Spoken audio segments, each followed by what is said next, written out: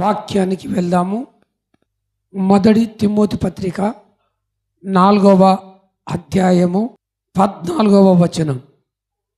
పెద్దలు హస్తనిపేక్షణ చేయగా ప్రవచన మూలమున నీకు అనుగ్రహింపబడి నీలో ఉన్న వరమును అలక్ష్యము చేయకము. రైట్, మంచిది. ఈ కొత్త నిబంధన గ్రంథములో సంఘాన్ని బలపరచుటకు, సంఘాన్ని ఉజ్జీవింపజేయటకు, సంఘాన్ని స్థిరపరచుటకు, సంఘాన్ని అంచెలంచెలుగా అభివృద్ధిలోనికి నడిపించడానికి ఇది వ్రాసిన పత్రిక. పౌలు గారు రక్షణ పొందిన దినాలలో అనేక మంది శిష్యులుగా తయారు చేశాడు. అనేక సంఘాలను కట్టాడు. ఆ సంఘాలలో ఉన్న శిష్యులు ఒక్కొక్కరిని ఏం చేశాడు అంటే, పెద్దల చేత, పెద్దలు అనగా దైవజనులు, బాగినండి, పెద్దలు అనగా దైవజనుల హస్తనిపేక్షణతో వాళ్ళని అభిషేకించి, వాళ్ళని దీవించి, దేయాల మీద అధికారము కలిగి ఉండడానికి, రోగులకు కొరకు ప్రార్థన చేస్తే స్వస్థత కలగడానికి హస్తనిపేక్షణ చేసి పంపించాడు అపోస్తలుడైన పౌలు తిమోతిని. కాబట్టి దేవుని బిడ్డ, ఇక్కడ పెద్దలు ఉన్నారు. ఇప్పటికీ పెద్దలు ఉన్నారు, అప్పట్లో పెద్దలు ఉన్నారు. పెద్దలు అనగా దైవజనులు, పెద్దలు అనగా సేవకులు. పెద్దలు హస్తనిపేక్షణ. ఇప్పుడు మీరందరూ ప్రార్థన అయిపోయిన తర్వాత మీరందరూ ఏం చేస్తారు? వెళ్ళేటప్పుడు పెద్దల ద్వారా, పెద్దల చేత, సేవకుల చేత, అభిషక్తుల చేత మీరేం చేస్తారు? హస్తనిపేక్షణ అంటే ఆశీర్వాదం తీసుకొని వెళ్తారు. అందరూ హస్తనిపేక్షణ చేసుకొని వెళ్తారు. హస్తనిపేక్షణ తీసుకొని వారు నామకార్థులు అంటారు.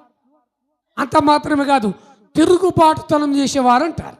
హస్తనిపేక్షణ లేకపోతే, హస్తనిపేక్షణ ఉన్నవారు మాత్రము ఏం చేస్తారా అంటే ఒక వరాన్ని పొందుకుంటారు. హల్లెలూయా! ఒక వరం, హస్తనిపేక్షణ నీ మీదికి వచ్చిందంటే దేవుడికి ఇచ్చిన వరం. ఆ వరాన్ని అలక్ష్యం చేసుకోవద్దు. ఎందుకు చేసుకోవద్దయ్యా అంటే, అక్కడ పైలో ఉన్న వాక్యము మొదటి తిమోతి 4:12, నీ యవ్వనమును బట్టి ఎవడును నిన్ను తృణీకరింపయ్యకుము, కానీ మాటలోను, ప్రవక్తలోను, ప్రేమలోను, విశ్వాసంలోను, పవిత్రతలోను విశ్వాసులకు మాదిరిగా ఉండుమ. గట్టిగా చప్పట్లు కొట్టు.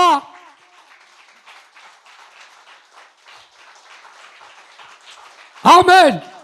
దేవుడు ఇక్కడ మనకు ఒక మాదిరి నేర్పాడు. నీ ప్రవక్తలలో జాగ్రత్తగా ఉండాలి. ఎందుకు ఉండాలి అంటే, దేవుడు నీకు ఒక వరాన్ని అనుగ్రహించాడు.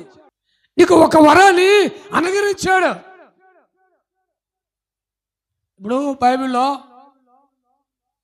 యేసు ప్రభుల వారు 3 దగ్గరకు వచ్చిండు.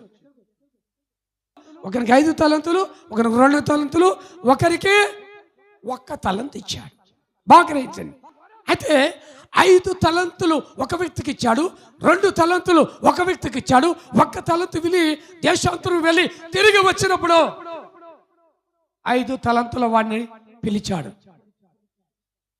నా కుమారుడా, ఏం చేశావు? ప్రభువా, నువ్విచ్చిన 5 తలంతులకు మరొక్క 5 తలంతులు నేను సంపాదించాను.